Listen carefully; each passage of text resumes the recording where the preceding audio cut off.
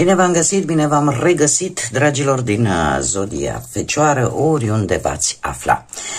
Iată-ne la lectura pentru luna lui noiembrie a acestui an 2025, așa că toți cei care aveți soarele, luna, Venus sau ascendentul în Zodia Fecioară, această lectură este de asemenea și pentru voi. Ca de fiecare dată vă readuc aminte că este totuși o lectură generală, așa că vă rog să luați decât acele mesaje care vor rezona cu voi, restul lăsați-le să zboare în univers, pentru că sigur sunt pentru alte energii care într-o mai mică sau mai mare măsură au o legătură cu Zodia Fecioară. Înainte de a începe lectura propriu-zisă, cei care deja mă urmăriți știți, pun câte o carte din minunatul oracol al frunzelor de ceai pentru a vedea în mare așa cu ce vine luna noiembrie pentru voi, cam pe fiecare săptămână întreagă. Dar înainte de a începe lectura propriu-zisă, așa cum v-am obișnuit de ceva vreme, am zis ca la fiecare început de lună să vă spun așa câte un pic, să vă spicuiesc un pic din aspectele astrologice cu care vine această lună noiembrie. Și cel mai important aspect, care mi se pare mie cel mai important aspect, este un Mercur care e retrograd, continuă, de fapt intră în retrogradare în Săgetător, începând cu data de 9 până pe 29 noiembrie. Cu ce vine acest Mercur? Păi, în primul rând că ne cere să reluăm, ca să zic așa, anumite planuri, anumite, cum să spun eu,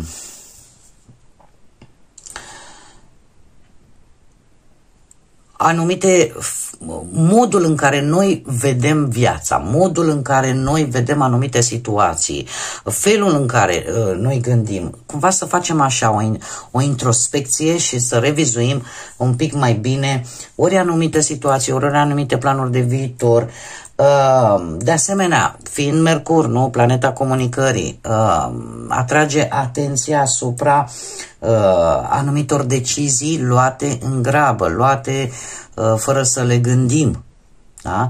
Plus de asta, fiind retrograd în Săgetător, o zodie de foc, mare grijă, mai ales pentru cei care aveți în harta voastră natală, poate ascendent, în zodii de foc, Berbec, Leu sau Săgetător, pentru că implicit și celelalte două zodii de foc sunt un pic afectate de acest aspect astral. Așa că încercați, comunicarea trebuie să fie una cât se poate într-un mod, nu știu, cât mai asertiv, în așa fel încât să nu apară tensiuni.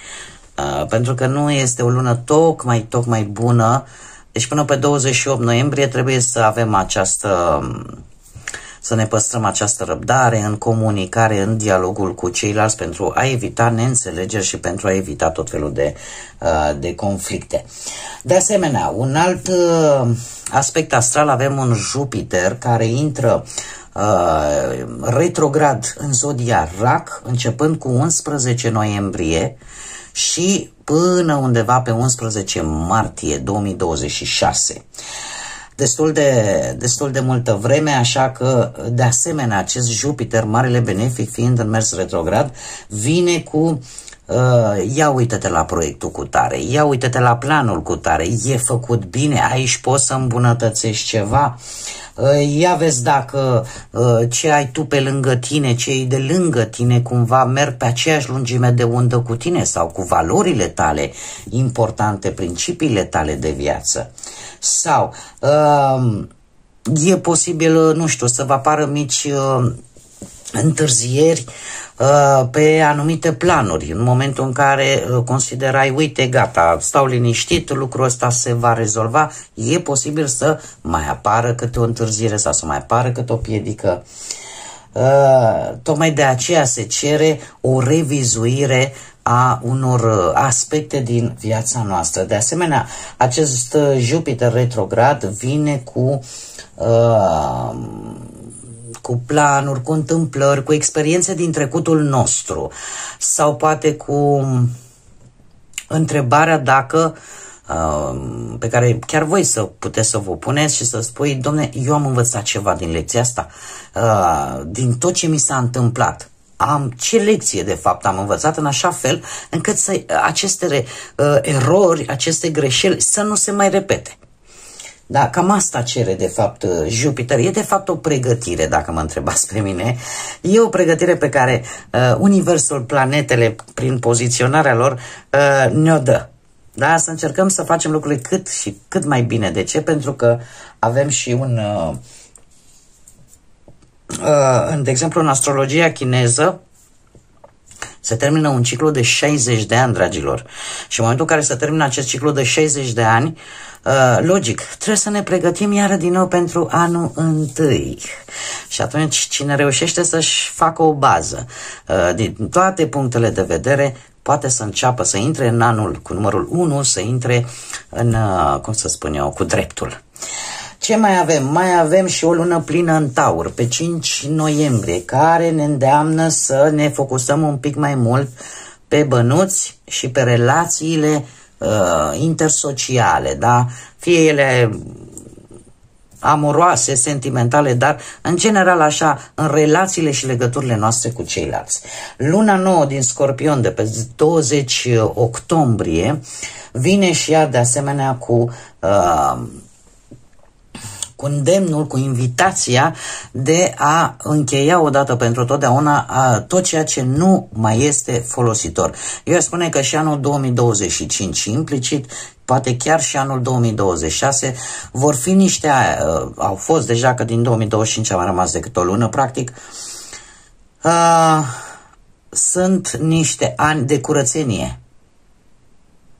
De curățenie în care în permanență trebuie să renunțăm la ce este nociv, la ce nu ne face bine, să scoatem mizeria aia de sub preș pentru a ne pregăti de un nou ciclu de, iar, de exemplu, în astrologia chineză de 60 de ani, iar pentru noi de un ciclu nou de 9 ani.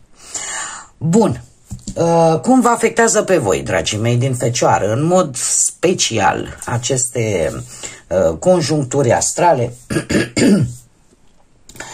Păi, luna asta plină din Taur vine cu niște revelații în comunicare și în călătoriile scurte. E posibil ca în drumurile voastre scurte ori să comunicați mai mult, ori să aflați lucruri importante, da, prin intermediul comunicării. De asemenea, acest Mercur retrograd în Săgetător e posibil să vă afecteze un pic rutina voastră zilnică. Rutina voastră zilnică, munca și mare atenție cu sănătatea. Am uitat să spun, Jupiter retrograd în Rac de asemenea vine cu această atenționare. Mare atenție pe sănătate. Încercați să evitați cât se poate excesele. Ce e mult niciodată nu e bun, pe toate planurile, dar în primul rând când e vorba de sănătate. Da, încercați să căutați acel echilibru.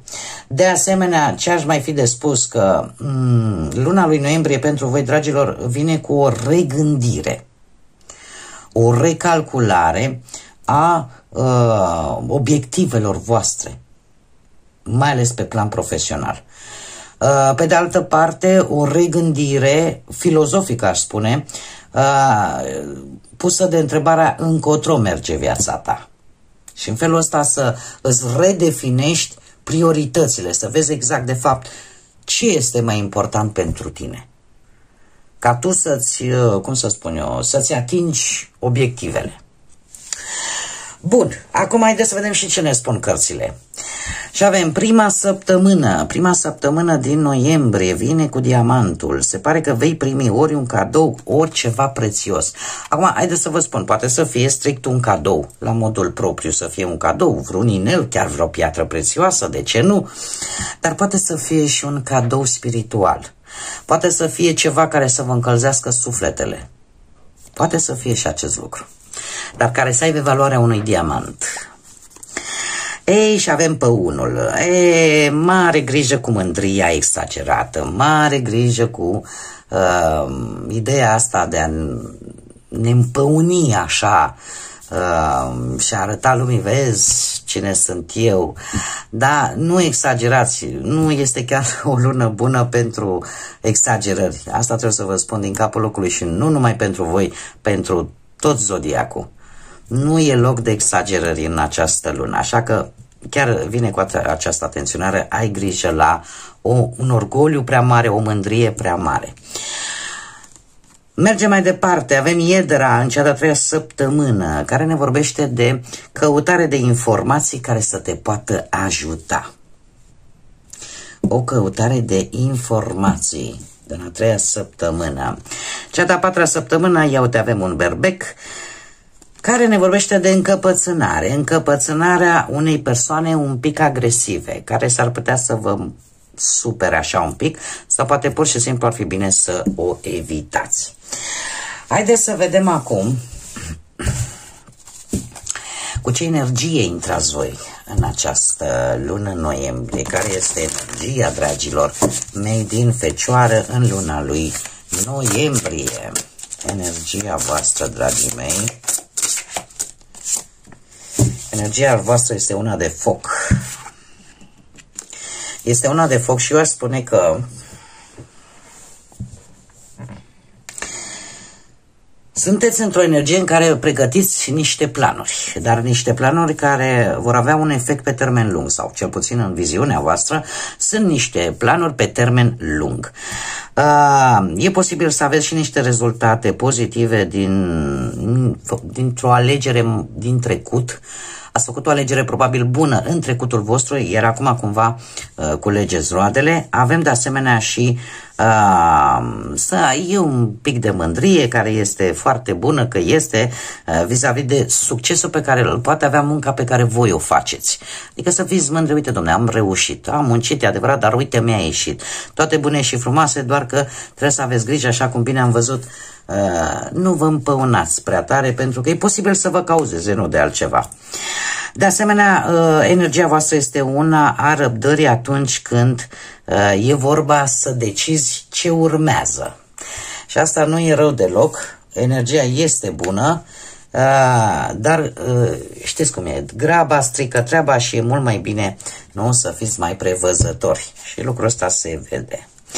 Mergem mai departe și haideți să vedem ce ne spune tarotul. Ce vine în viața voastră, ce nu este în favoarea voastră, ce vă poate ajuta, ce vă poate împiedica, ce puteți controla sau ce nu puteți controla, dragilor, din Fecioară în luna lui noiembrie. Haideți să vedem ce... uite, bă, ce le dau la vuelta. Să vedem ce ne spune tarotul. Situația actuală nu este una foarte roz pentru unii dintre voi. În acest moment sunteți probabil traversați niște momente nu tocmai plăcute, orică sunt momente dureroase, orică ai avut parte de o trădare până la locul de muncă, de vreo concediere, de un plan care nu, din păcate, se pare că nu are șanse să se concretizeze, sau poate că ai pierdut niște bănuți din cauza altor persoane, sau poate chiar și din cauza voastră, dacă ați investit într-un loc și nu a fost cea mai bună alegere. Dacă e vorba de infidelitate, dacă e vorba de trădare sau chiar de ruptură pe plan amoros, sau poate pur și simplu pentru cei singuri, sunteți decepționați de persoane pe care le-ați cunoscut recent și care au promis mult și n-au făcut nimic. Nu este tocmai o energie sau o situație tocmai de dorit. Ce pot eu să vă spun vis-a-vis de acest 10 de spade este faptul că cumva sunteți la punctul cel mai extrem. Da?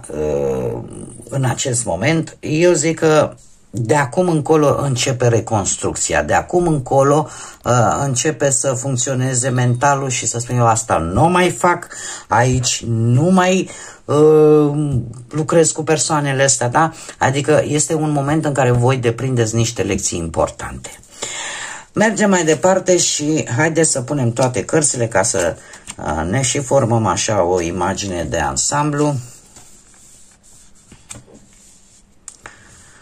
Să vedem. Hei. Ce nu poate... Ce nu este în favoarea voastră, dragilor, în luna lui noiembrie și paradoxal avem împărăteasa. Ei, dragilor, aici nu știu dacă e vorba de cineva din zodia Taur care să joace un rol defavorabil vis-a-vis de voi, este o altă zodie de pământ la fel ca și voi, sau pur și simplu avem de-a face cu, cum să spun eu, ar putea juca un rol defavorabil pentru voi mentalitatea un pic prea feminină. Ce înseamnă asta? Această energie yin, această feminitate pe care o au atât femeile cât și bărbații, fiecare o are în o anumită cantitate, ca să zicem așa, într-o anumită măsură. Nu este un moment bun să fiți, poate, cum să zic eu, prea emoționali, să zic așa, să pierdeți din vedere realitatea. Una ar fi asta. A doua chestie care ar putea să joace un rol defavorabil pentru voi, mai ales dacă aveți un ascendent în zodia Taur, încercați nu cheltuiți foarte mulți bani pe lucruri care, cum să spun eu, sunt trecătoare, cum ar fi, nu știu, să cheltuiți mult pe haine sau pe... chiar dacă ai tot strictul necesar în casă, dar uite așa ce s-a pus pata că vrei să schimbi mobila, chiar dacă ea nu are nimic. Adică nu e un moment, ca să zic așa, luna lui noiembrie, nu este un moment propice pentru a face aceste lucruri, pentru că pot juca un rol defavorabil pentru voi. Cum de asemenea am mai putea vorbi de ideea pentru unii dintre voi, cei care, mare atenție, care nu își doresc o sarcină, mai ales doamne, sau care nu își doresc în acest moment să aibă poate un copil. E păcat ce spun eu acum, dar nu am încotro, pentru că e posibil să se întâmple. Da, și aici iară trebuie să acordați un pic de atenție. Cum... ce ar mai fi de spus? Ce ar mai fi de spus vis-a-vis de...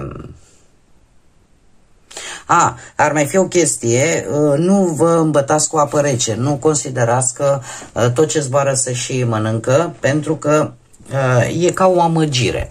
Asta ce înseamnă? Că ar fi bine să nu aveți așteptări foarte mari, poate din partea unei situații sau din partea unei anumite energii. Da? Mergem mai departe. În schimb, ce va juca un rol favorabil pentru voi, dragilor?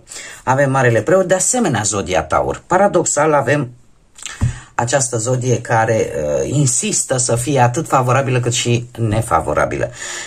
Ce ne spune acest arcan major, Marele Preot? Favorabil pentru voi, dragilor, poate să fie cineva care are o înțelepciune, care are o viziune foarte practică, foarte bună și care îți poate da sfaturi foarte exacte, foarte bune pentru tine, da? Care te poate ajuta foarte mult. Asta dacă vorbim de o energie externă. Dacă vorbim de voi, și poate voi aveți, cum am mai spus, un ascendent în Taur, putem vorbi de situația în care vine niște negocieri, niște înțelegeri, vor cântări foarte favorabil pentru voi în această lună, mai ales pe planul muncii. De asemenea, se pare că anumite investiții din punct de vedere bănesc e posibil să funcționeze. Sau investiții pe care le-ați făcut e posibil să funcționeze și chiar să-ți aducă și o situație destul de bună pe planul ăsta al banilor.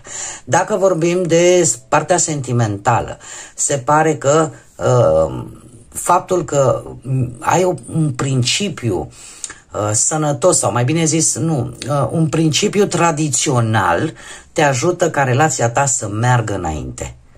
Da? Te ajută ca relația ta, indiferent dacă ar avea ceva probleme, faptul că cumva te poți pune în locul celuilalt, te ajută să mergi înainte și să nu se ajungă la divorțuri, să nu se ajungă la despărțiri. Poate că pentru unii dintre voi chiar și o adopție poate să fie favorabilă, sau un botez. Sau poate chiar și o cununie, spune. Bun, ce puteți voi controla, dragii mei, din Fecioară în luna lui noiembrie? Voi puteți controla lucrul cu ceilalți. Puteți controla un anumit proiect pe care nu-l puteți face singuri și veți avea nevoie și de alte persoane de pe lângă voi. Puteți controla o idee care în sfârșit se poate concretiza, în sfârșit începe așa, parcă să prinde un pic de formă. Puteți controla, cum să spun eu, ideea de a căuta un job, felul în care cauți respectivul job, stă cumva în puterile tale. Da? De asemenea, pentru a primi, ca să zic așa, anumite recompense, care pot fi, în paranteză, fie spus, salariu propriu, dar depinde de tine și de munca pe care tu o depui. Aici tu controlezi. Da? În funcție de cum lucrezi, așa vin și bănuții, depinde iarăși de voi. Ce ar mai fi? Ar mai fi un control vis-a-vis de ceea ce tu faci pentru perechea ta, pentru cel de lângă tine. Și faptul că există o apreciere, pentru că se pare că îți vei da toată silința și tot aportul ca poate relația ta să funcționeze și atunci controlul cumva stă la voi. De asemenea, există o situație în această lună în care pentru cei singurei e posibil să apară cineva nou în viața voastră, că e la muncă, că e pe lângă muncă, nu contează, cert este că depinde de voi dacă acest lucru se poate transforma într-o relație sau nu. În schimb, ce nu puteți controla voi, avem un 4 de cupe. Dragii mei, voi nu puteți controla o atitudine un pic respingătoare, aș spune, al unui personaj. Nu puteți controla sau nu puteți ști, mai bine zis, aș spune, de moment, cel puțin în această lună, cam care ar fi șansele, nu știu, ca un lucru să iasă bine și care nu. Veți avea așa un pic de greutate în a vă da seama în momentul în care ți se fac niște oferte, dumne, care or fi bune, care or fi rele. Va exista un pic de ceasă pe partea asta și eu aș mai zice că deocamdată bine ar fi. Ce nu puteți controla, o situație din trecutul vostru care vă tot bântuie. Și nu vă bântuie degeaba. Vă bântuie pentru că ea trebuie rezolvată într-un fel sau altul. Ori rezolvată, ori vindecată, nu știu. Și asta parcă nu e sub controlul vostru, dar am văzut și din punct de vedere astrologic, lucrurile astea se vor întâmpla. Da? Pentru că trebuie făcută curățenie, dragii mei, trebuie făcută curățenie. Haideți să vedem și ce date importante vin pentru voi, dragilor din Fecioară, în luna lui noiembrie. Date importante în luna lui noiembrie, ia să vedem. Foarte interesant. Avem data de 2, data de 20 nu, avem așa, data de 2, data de 4, data de 6, data de 20, de 22 sau de 24, în care de o formă foarte imediată, de o formă foarte urgentă, paradoxal cu acest cavaler de monede, va trebui să ieși din rutină, va trebui să ieși din tot ceea ce făceai și probabil să, nu știu, să începi ceva nou pe planul ăsta al studiului, să te perfecționezi cu ceva, cumva ieși un pic din rutină. Ieși un pic din rutină, te va obliga într-un fel sau altul o veste imediată, ceva imediat care vine către tine să, cum să spun eu, să te miști, să începi să te miști mai rapid.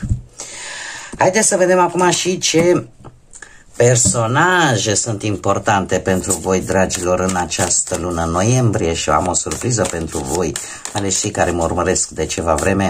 Nu mai am litere, dragilor, acum chiar am caracteristici fizice ale unor persoane care să ne arate care ce persoane cu ce caracteristici pot avea o importanță în viața voastră în luna lui noiembrie. Și avem pe cineva care îi place să poarte ori scurt, pantalon scurt, fustă scurtă, dar în general este un personaj posibil minion de statură, nu e obligatoriu, dar eu vă spun, și care îi place să se îmbrace așa mai sportiv. Probabil că nu are probleme cu frigul. Mai avem iar o energie cu față, cum să spun eu, triangular așa cumva, da? Care are probabil bărbia și partea asta frunze, sau mai degrabă bărbia este un pic mai ascuțită. Am pe cineva cu strungăreață. Hei, am pe cineva care, o doamnă asta sigur, dar acum în vremurile care le trăim poate să fie și un domn, cineva o energie care îi place să se dea cu ruj și cu un ruj așa care să sară în evidență. Avem pe cineva de către a treia vârstă așa, pe cineva mai în vârstă, cineva cochet. Avem de asemenea și pe cineva care îi place să-și facă tot felul de desene, poate pe față, sau în permanență are ori sprâncenele făcute, ori, nu știu, inelușe de-astea, piercing-uri de-astea care se mai bagă pe nas, pe Dumnezeu mai știe pe unde, ceva de genul ăsta, dar iese în evidență cu ceva la nivelul feței, cu ceva care se aplică. Mai avem pe cineva care chiar același lucru se pare,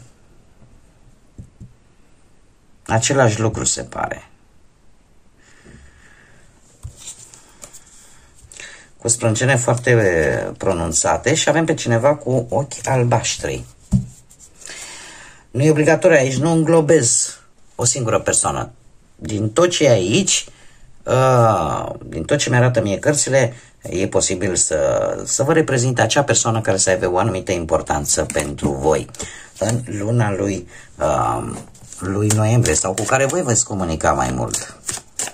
Haideți să vedem și ce mesaj au îngerii pentru voi, dragii mei din Fecioară, în luna lui noiembrie. Ce mesaj pentru dragii mei? Și avem Angelita, care ne spune în felul următor: întrunire ori religioasă, ori spirituală, unește-te la un grup de persoane cu o mentalitate asemănătoare ție și în felul ăsta îți